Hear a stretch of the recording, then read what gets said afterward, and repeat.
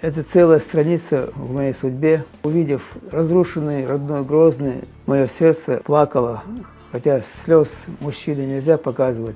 И вот я подумал, надо, наверное, создать музыкальное произведение. И 95-й год, когда я вернулся.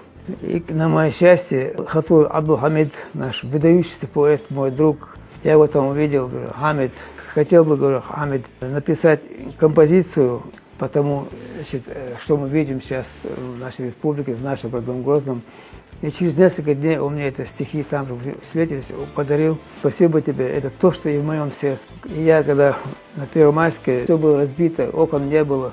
И вот в эту квартиру я зашел опять с этими стихами. И вы не поверите, через полчаса эта мелодия мне пришла. Быстренько открыл чистый лист бумаги нотный и записал эту мелодию, чтобы не забыть ее.